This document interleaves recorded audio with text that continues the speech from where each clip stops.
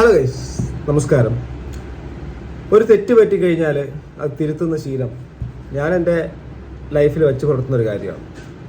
ഇവിടെ ഈ ഒരു കാര്യം ഞാൻ പറയുന്നത് അതിൻ്റെ യഥാർത്ഥ കാര്യങ്ങളിലേക്ക് വരുന്നതിന് മുമ്പ് ഞാൻ പ്രിയപ്പെട്ട സുഹൃത്തുക്കളടുത്ത് പറയാം. ഉപ്പും മുളകും ലൈറ്റ് ഫാമിലി എന്ന് പറഞ്ഞ സംഭവം, അതിനെക്കുറിച്ച് 2 വീഡിയോ ഞാൻ ചെയ്തു. ഇനിയൊരു വീഡിയോ ചെയ്യാതിരിക്കാൻ തന്നെയാണ് കഴിഞ്ഞ വീഡിയോ അതിൻ്റെ ഒരു എക്സ്പ്ലനേഷൻ വീഡിയോ മാത്രമായിരുന്നു, അതുകൊണ്ട് ചെയ്ത് നിർത്തി എന്നുള്ള കാര്യം. അതിനുശേഷം എന്താണ് സംഭവിച്ചെന്നുള്ളൊരു കാര്യം അറിഞ്ഞപ്പോൾ ശരിക്കും ഞാൻ ഞെട്ടിപ്പോയി. ഇത് നേരിട്ടറിഞ്ഞ കാര്യമാണ്, അഥവാ എന്നിലേക്ക് എത്തിയ കാര്യമാണ്. ഞാൻ അറിഞ്ഞോ അറിയാതെയോ ആ അച്ഛനമ്മമാരെ തെറ്റിദ്ധരിച്ചിട്ടുണ്ട്. അതല്ല സത്യമെന്നുള്ളതും അവരുടെ ഭാഗമായിരുന്നു ശരിയെന്നുള്ളതും ഞാൻ ചിന്തിച്ചതും അതുപോലെ തന്നെ ഒരു ബഹുഭൂരിപക്ഷ ആൾക്കാർ ഇപ്പോൾ ചിന്തിക്കുന്നതും അല്ല ശരിയെന്നുള്ളതും തീർച്ചയായിട്ടും അത് മനസ്സിലാക്കാനുള്ള സാഹചര്യം ഉണ്ടായി. അതോടൊപ്പം തന്നെ തുടക്കത്തിൽ തന്നെ ഞാൻ പറയുന്നു, ആ അച്ഛനമ്മമാർക്കൊപ്പം അല്ലെങ്കിൽ അവരുടെ ഒരു നിലവിലുള്ള അവരുടെ വേദനയ്ക്കൊപ്പം തന്നെ ഉണ്ടാവും. ഇനി അവരാരെങ്കിലും ഭീഷണിപ്പെടുത്തിയിട്ടോ അല്ലെങ്കിൽ കേസ് കൊടുക്കുമെന്ന് പറഞ്ഞിട്ടോ ഇങ്ങനൊരു വീഡിയോ ചെയ്യണമെന്ന് പറഞ്ഞിട്ടോ ഒന്നുമല്ല. അവരുടെ വേദന പറഞ്ഞപ്പോൾ ഞാനൊരു അമ്മയുടെ മകനാണ്. എൻ്റെ അമ്മ കഷ്ടപ്പെട്ട് വളർത്തിയാണ് ഞങ്ങളെ. അച്ഛൻ വളർത്തിയില്ലെന്നല്ല, എന്നാലും അമ്മയാണ് ഞങ്ങൾ വളർത്തിയത്. അപ്പോൾ ആ ഒരു വേദന അറിയുന്നത് കൊണ്ട് ആ ഒരു അമ്മയുടെ കണ്ണുനീരും അതുപോലെ തന്നെ ആ ഒരു അച്ഛൻ്റെ വേദനയും അവർക്ക് ഇപ്പം ഉണ്ടായിട്ടുള്ള ഒരു വേദനയും അത് എത്രമാത്രം തീവ്രമാണെന്ന് നേരിട്ട് മനസ്സിലാക്കി അവർ എന്നെ വിളിച്ചിട്ടുണ്ടായിരുന്നു. നേരിട്ട് സംസാരിച്ചു, കുറേ നേരം സംസാരിച്ചു. എനിക്ക് ചോദിക്കാനുള്ള കാര്യങ്ങൾ ഇപ്പോൾ നിലവിൽ സമൂഹത്തിൻ്റെ മുമ്പിൽ സംശയാസ്പദമായി നിൽക്കുന്ന ചില കാര്യങ്ങളുടെ ചോദ്യങ്ങൾ എല്ലാം ഞാൻ അവരോട് ചോദിച്ചിരുന്നു. നല്ല വിശദമായിട്ട് ഞാൻ പറയാം. അതിനകത്ത് അവർ ചില മറുപടികൾ പറഞ്ഞു. ആ മറുപടികൾ അഥവാ അത് ചിലപ്പോൾ ഞാൻ പറഞ്ഞ് നിങ്ങൾ അറിയണ്ട, അത് നിങ്ങൾ വഴിയെ ചിലപ്പോൾ അറിയുമായിരിക്കും. എങ്കിലും നടന്നത് വളരെ ദാരുണമായിട്ടുള്ള വേദനിപ്പിക്കുന്ന കുറേ കാര്യങ്ങളാണ്. ഒരു അച്ഛനമ്മമാരെന്നുള്ള നിലയ്ക്ക് അവർക്കൊരിക്കലും താങ്ങാൻ വേണ്ടിയിട്ട് പറ്റുന്ന കാര്യങ്ങളൊന്നും അല്ല സംഭവിച്ചത്. ഈ ഒരു കാര്യത്തിനകത്ത് ഞാൻ വേറെ ഒന്നും പറയുന്നില്ല. അവരുടെ ഭാഗത്താണ് ശരി, ആ അച്ഛനമ്മമാരുടെ ഭാഗത്താണ് ശരി എന്ന് മാത്രം ഞാൻ നിങ്ങളടുത്ത് പറയുന്നുവെങ്കിൽ അത്രയും ജെന്യുവനായിട്ടാണ് പറയുന്നത്. കാരണം നിശിതമായി വിമർശിച്ച ഒരാൾ തന്നെ ഇങ്ങനെ ഒന്ന് പറയണമെങ്കിൽ എനിക്കത് മനസ്സിലാവുന്ന രീതിയിലേക്കുള്ള കാര്യം ഉണ്ടായിട്ടുണ്ട് എന്നുള്ളത് നിങ്ങൾ മനസ്സിലാക്കുമെന്ന് ഞാൻ പ്രതീക്ഷിക്കുന്നു. ഇനി കാര്യത്തിലേക്ക് വരാം. കഴിഞ്ഞ ദിവസം 3 എക്സ്പ്ലനേഷൻ വീഡിയോ വന്നു. രണ്ടാമത്തെ കുട്ടി കുഞ്ഞപ്പൻ അല്ലേ, ആ കുട്ടി ഇറങ്ങിപ്പോയതുമായിട്ട് ബന്ധപ്പെട്ട് അതിനുശേഷം ഞങ്ങൾ പല യൂട്യൂബേഴ്സും റിയാക്ഷൻ വീഡിയോ ചെയ്തു. ഞാൻ ഈ വിഷയം ഉണ്ടായി 2 ദിവസം കഴിഞ്ഞാണ് ഞാൻ വീഡിയോ ചെയ്യുന്നത്. അപ്പോൾ അവിടെ നമ്മുടെ ഈ മൊത്തത്തിൽ സൊസൈറ്റി മൊത്തത്തിൽ നമുക്ക് കാണുന്നത് ആദ്യത്തെ കുട്ടി ഇറങ്ങിപ്പോയതായിട്ട് ബന്ധപ്പെട്ടിട്ട് നടന്നിട്ടുള്ള കുറച്ചധികം ഡ്രാമാറ്റിക്കലായിട്ടുള്ള ഈവൻറ്റ്സ് ഉണ്ടായി. അന്നും ഞാൻ അവരോട് സ്ട്രെയിറ്റ് ആയിട്ട് പറഞ്ഞു, അന്നും ഈ ഒരു വിഷയം ഉണ്ടായപ്പോൾ ആ കുട്ടിക്ക് ഒരു നല്ലൊരു ജീവിതം ഉണ്ടാവട്ടെ, എന്തായാലും ഇഷ്ടപ്പെട്ട ഒരാളോടൊപ്പം ജീവിക്കട്ടെ എന്നുള്ള രീതി തന്നെയായിരുന്നു വിചാരിച്ചിരുന്നത്. പക്ഷേ അവിടെയും അവരുടെ പെയിൻ അവർ വ്യക്തമാക്കി. പക്ഷേ ഇന്ന് ആ കുട്ടി നന്നായിട്ട് ജീവിക്കുന്നുണ്ട്. രണ്ടാമത് ഇപ്പോൾ ഈ ഒരു കുട്ടിയുടെ കാര്യത്തിലേക്ക് വന്നു. ഇവിടെ സമൂഹത്തിൻ്റെ മുമ്പിൽ ഇവർ തെറ്റുകാരാണെന്ന് തോന്നിപ്പിക്കുന്ന കാര്യങ്ങൾ അത് എന്തെന്ന് വെച്ച് കഴിഞ്ഞാൽ, വിവാഹ നിശ്ചയം നടന്നതിന് ശേഷം ആ കുട്ടി പെട്ടെന്ന് സുപ്രഭാതത്തിൽ ആ പയ്യനോടൊപ്പം ഇറങ്ങിപ്പോയി എന്നുള്ളതാണ്. അത് എന്തുകൊണ്ട് എന്നുള്ളത് വലിയൊരു ക്വസ്റ്റ്യൻ മാർക്ക് നിൽക്കുമ്പോൾ എല്ലാവരും കണക്ട് ചെയ്യുന്നത് ഒന്നാമത് അഥവാ ആദ്യത്തെ കുട്ടി ഇറങ്ങിപ്പോയതായിട്ട് ബന്ധപ്പെട്ട് ഇന്നലെ തന്നെ എൻ്റെ കമൻറ്റ് ബോക്സിൽ കമൻറ്റ് ഇട്ടത് സീസൺ 1 കണ്ടതല്ലേ, അവർക്ക് മനസ്സിലാവും ഇത് അതിനെക്കാട്ടിലും ഡ്രാമാറ്റിക് ആയിട്ടുള്ള കാര്യങ്ങളായിരിക്കും, ഇവരെല്ലാം പ്ലാൻഡ് ആയിട്ട് ചെയ്യുന്നവരായിരിക്കും, നാടകമായിരിക്കും എന്നുള്ളൊരു തന്നെയാണ്. എന്നാൽ ഈ വസ്തുതകൾ നമ്മളെപ്പോഴും പറയുന്നത് പോലെ വസ്തുതകൾ ചിലപ്പോൾ പച്ചയായ യാഥാർത്ഥ്യങ്ങളെ സമൂഹത്തിൻ്റെ മുമ്പിലേക്ക് കാണിക്കുമ്പോൾ കെട്ടുകാഴ്ചകളായിട്ട് തോന്നിയേക്കാം എന്ന് പറയുന്നത് പോലെ ഇവരുടെ ലൈഫിൻ്റെ അകത്ത് നടന്ന കാര്യം മറ്റൊന്നാണ്. ആദ്യത്തെ കുട്ടി ഇറങ്ങിപ്പോയതോ അല്ലെങ്കിൽ അത് നന്നായിട്ട് ഇപ്പോൾ ജീവിക്കും, ആ ഒരു മാറ്റർ നമുക്ക് ഇവിടെ ഇടേണ്ട കാര്യമില്ല. രണ്ടാമത്തെ കുട്ടിയുടെ കല്യാണ നിശ്ചയവും മറ്റുള്ള കാര്യങ്ങളെല്ലാം കഴിഞ്ഞ് വേഗത്തിൽ കല്യാണം നടത്തണമെന്ന് ആഗ്രഹിച്ചു നിന്ന ഫാമിലിക്ക് പെട്ടെന്ന് പൊടുന്നതിന് മകൾ ഇറങ്ങിപ്പോകുന്നൊരു സാഹചര്യം ഉണ്ടാകുന്നതിൻ്റെ പിന്നിൽ ഒരു വലിയൊരു കാരണമുണ്ട്. ആ കാരണം ഞാൻ പറയുന്നത് ശരിയുമല്ല, അത് ഞാൻ പറയുന്നില്ല. അത് തീർച്ചയായിട്ടും ഇന്നല്ലെങ്കിൽ നാളെ നിങ്ങളുടെ മുമ്പിലേക്ക് അത് എത്തും എന്ന് ഞാൻ പ്രതീക്ഷിക്കുന്നു. അല്ല എങ്കിൽ അത് അങ്ങനെ തന്നെ ജോർജ് കുട്ടി പറഞ്ഞ പോലെ അത് ഞങ്ങളോടൊപ്പം തീരട്ടെ എന്ന് ആ കുടുംബക്കാർ വിചാരിച്ചോട്ടെ എന്നുള്ളത് മാത്രമാണ്. ചില കാര്യങ്ങൾ, അതായത് നമുക്ക് ഗുണകരമല്ലാത്ത അല്ലെങ്കിൽ ശുഭകരമല്ലാത്ത ഒരു മാതാപിതാക്കളെ അത്രയും വേദനിപ്പിക്കുന്ന തരത്തിലുള്ള ചില കാര്യങ്ങൾ അരങ്ങേറിയതിൻ്റെ ഭാഗമായി അവിടെ ആ ഒരു സംഭവങ്ങളൊക്കെ അങ്ങനെ നടക്കുന്നു. സ്റ്റേഷനിലേക്ക് പോകേണ്ടി വരുന്നു, മാതാപിതാക്കൾക്ക് വേദന ഉണ്ടാക്കുന്ന രീതിയിലുള്ള കാര്യങ്ങൾ അവിടെയും സംഭവിക്കുന്നു പലതും. അപ്പം ഇന്നലത്തെ ആ കുട്ടിയുടെ വീട്ടിലും പറയുന്നുണ്ട് ചില കാര്യങ്ങൾ ഞങ്ങൾക്ക് ചിലത് പറയേണ്ടി വരും. അതെന്താണെന്നുള്ളതൊക്കെ എനിക്ക് ഇന്നലെ മനസ്സിലായി. ആ കുട്ടി പറയാൻ ഉദ്ദേശിക്കുന്നത് എന്താണെന്നും അവിടെ നടന്നത് എന്താണെന്നും ഒക്കെയുള്ള കാര്യം. നമ്മൾ ഈ എത്ര തന്നെ ഈ പാരൻസിനെ ടോക്സിക് പാരൻസ് മറ്റത് മറിച്ചെന്നൊക്കെ പറഞ്ഞാലും ഈ പാരൻസിനെ സംബന്ധിച്ചിടത്തോളം മക്കൾ തന്നെയാണ് വലുത്. ചില പാരൻസ് എങ്കിലും മാറി വിഭിന്നമായിട്ട് ചിന്തിക്കും. പിന്നെ എനിക്ക് ഫാമിലി വ്ളോഗേഴ്സിൻ്റെ ബഹുഭൂരിപക്ഷം ഇപ്പോഴത്തെ ഫാമിലി വ്ളോഗിങ് സ്റ്റൈലുകളോടും താല്പര്യമില്ലാത്തതുകൊണ്ട് തന്നെ ഇവർ കാണിക്കുന്ന കാര്യവും ശരിക്കും എന്തോ എനിക്കൊരു പ്ലാൻഡ് ആയിട്ടുള്ള പരിപാടിയായിട്ടാണ് തോന്നിയത്. എങ്കിലും അവർ വ്യക്തമായി ഞാൻ ചോദിച്ചു, കാരണം എൻ്റെ സംശയങ്ങൾ എനിക്ക് ചോദിക്കണമല്ലോ. ഇന്ന സംശയങ്ങൾ ഞാൻ വ്യക്തമായി ചോദിച്ചപ്പോൾ അവർ ആ സംശയങ്ങൾക്കെല്ലാം മറുപടി ചെയ്തു. ഒന്നാമത് അവരൊരു രോഗിയാണ്, കുറേയധികം സർജറി മറ്റുള്ള കാര്യങ്ങൾ കഴിഞ്ഞൊരു സ്ത്രീയാണ്.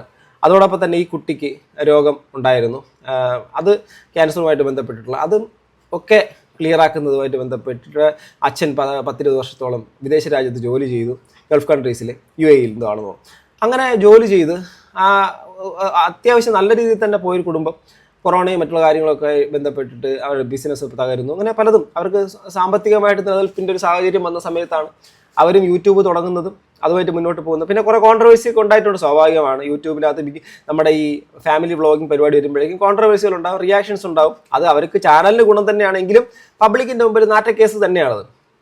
അങ്ങനെ പല കാര്യങ്ങളുണ്ടായി. എന്നാലും 4 കുട്ടികളെ വളർത്തുന്നു, നല്ല രീതിയിൽ പോകുന്നു. ടിപ്പിക്കൽ അമ്മ എന്ന് അവർ തന്നെ പറയുന്നു, അവർ തന്നെ വിശേഷിപ്പിക്കുന്നത് ടിപ്പിക്കൽ അമ്മയാണ് എന്നുള്ളത് അവർ പറയുന്നു. കാരണം എല്ലാവർക്കും ഭയങ്കര പുരോഗമന തരത്തിലേക്ക് എത്താൻ പറ്റത്തില്ലല്ലോ, ചിലരെങ്കിലും ചിന്തിക്കും. പക്ഷെ ഞാൻ അപ്പോഴും പറയുന്നില്ല, ഈ പ്രായത്തിൽ 10-18 വയസ്സിൽ വിവാഹം കഴിച്ചു കൊടുക്കുന്നതിന് ഞാൻ ഇപ്പോഴും എതിർക്കുന്നു, അതിനെ അംഗീകരിക്കുന്നില്ല. എന്നാൽ അവർ പറയുന്ന മറ്റൊരു കാര്യമുണ്ട്, അതായത് കുട്ടിക്ക് പഠിക്കാൻ താല്പര്യമില്ല, കുട്ടിക്ക് മറ്റെന്തെങ്കിലും ചെയ്യാൻ താല്പര്യമില്ല, അപ്പോൾ പിന്നെ എന്തോ ചെയ്യാനാണ്. അപ്പോൾ അങ്ങനെ ഒരുപാട് കാര്യങ്ങളുണ്ട്, അത് നമുക്ക് ഡൈജസ്റ്റ് ആവാത്ത കുറേ കാര്യങ്ങളുണ്ട്. അത് നമുക്കൊരിക്കലും അവരെ ഈ വീട്ടുകാരെ തെറ്റ് പറയാൻ പറ്റത്തില്ല. അത് തന്നെയാണ് എൻ്റെ ആൻസർ.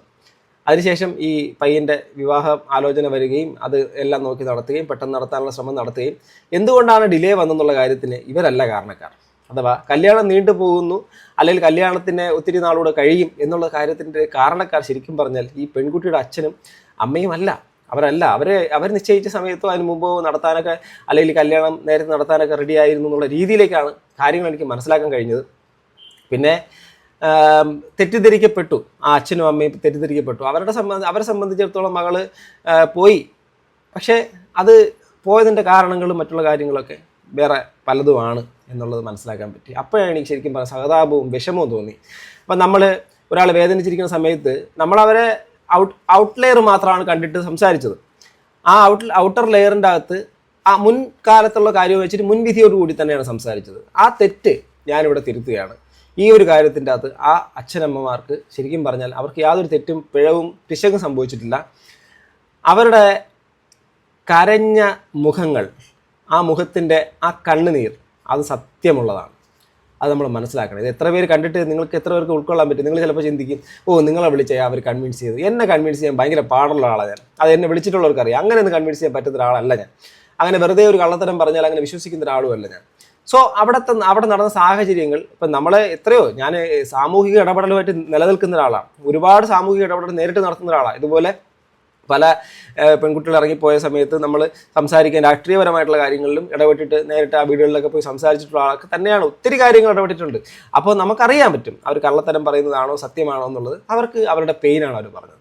അവരെന്നിട്ടും പറഞ്ഞൊരു കാര്യം, ഇതൊരിക്കലും നിങ്ങൾ ഒരു വീഡിയോ ആക്കി ചെയ്യണമെന്നോ ഒന്നുമല്ല സഹോദര. പക്ഷേ പറയാനുള്ളത്, ഇതുപോലെ ഈ ഇറങ്ങിപ്പോക്കും മറ്റുള്ള കാര്യങ്ങളെ നിങ്ങൾ സപ്പോർട്ട് ചെയ്യരുത്. കാരണം അത് കാരണം കരയുന്ന അച്ഛനമ്മമാരുടെ വേദന നിങ്ങൾക്ക് ആർക്ക് പറഞ്ഞാൽ മനസ്സിലാവത്തില്ല. അപ്പോൾ ഞാൻ പറഞ്ഞു, അവരെന്നോട് ആദ്യം ചോദിച്ച ചോദ്യം ഇതാണ്, നിങ്ങളൊരു അച്ഛനാണോ അല്ലെങ്കിൽ വിവാഹം കഴിഞ്ഞിട്ടുണ്ടോ എന്നാണ്. അപ്പോൾ ഞാൻ പറഞ്ഞു, ഞാനൊരു അച്ഛനാണ്, 2 കുട്ടികളുടെ അച്ഛനാണ്, 2 ആൺകുട്ടികളുടെ അച്ഛനാണ് എന്നുള്ളതാണ്. അവർ അതിനുശേഷമാണ് അവർ കാര്യങ്ങൾ പറഞ്ഞത്. പിന്നെ വ്യക്തമായ ഞാൻ പറഞ്ഞു, അവർക്ക് കൊടുത്ത വാക്കാണ് ഈ വിഷയം, അഥവാ എന്താണോ നിങ്ങളുടെ ലൈഫിൽ അവിടെ സംഭവിച്ചിരിക്കുന്ന ഇൻസിഡൻറ്റിൻ്റെ പ്രധാനപ്പെട്ട മർമ്മപ്രധാനമായ കാര്യം ഞാൻ എന്താണെന്നാണ് ഞാൻ പറയില്ല. ഞാൻ അവർക്ക് കൊടുത്ത വാക്ക് ഞാനിവിടെ പാലിക്കുന്നു. അതോടൊപ്പം തന്നെ എന്തായിരുന്നാലും ഈ ഒരു 10-18-20 വയസ്സൊക്കെ ആവുന്ന കുട്ടികളുടെ അടുത്ത് പറയാനുള്ളത്, നിങ്ങളുടെ പാരൻസിനോട് ചിലപ്പോൾ നിങ്ങൾ നിരന്തരമായിട്ട് വാക്ക് തർക്കങ്ങളും വിഷമങ്ങളും ഒക്കെ ഉണ്ടാവും. പ്രണയം നിങ്ങൾക്ക് തോന്നിയേക്കാം, ഇഷ്ടപ്പെട്ട ആളെ പങ്കാളി തിരഞ്ഞെടുത്ത് ജീവിക്കണം, സത്യമാണ്. പക്ഷേ എങ്കിലും നിങ്ങൾ ഒരു കാര്യം മനസ്സിലാക്കുക, നിങ്ങൾക്ക് വേണ്ടി എന്ന് പറഞ്ഞ് ജീവിക്കുന്ന നിങ്ങളുടെ പാരൻസ്, നിങ്ങളെ ഏറ്റവും കഷ്ടപ്പെട്ട അവസ്ഥയിൽ പോലും നിങ്ങളെ ബുദ്ധിമുട്ട് അറിയിക്കാതെ വളർത്തിയ നിങ്ങളുടെ പാരൻസിനെ ഒരു നിമിഷം കൊണ്ട് തള്ളിക്കളഞ്ഞ് നിങ്ങൾ മുന്നോട്ട് പോകുമ്പോൾ നിങ്ങളുടെ മുമ്പിൽ മറ്റൊരു അവസരത്തിൽ നിങ്ങൾക്കും കുഞ്ഞുങ്ങളുണ്ടാവും. ആ കുഞ്ഞുങ്ങൾ ഇതേ കാര്യം ചെയ്യുന്ന സമയത്ത് കർമ്മ എന്നുള്ളൊരു സാധനം അത് അപ്പം മാത്രം മനസ്സിലാക്കാൻ പറ്റുള്ളൂ. മനസ്സിലായില്ലേ?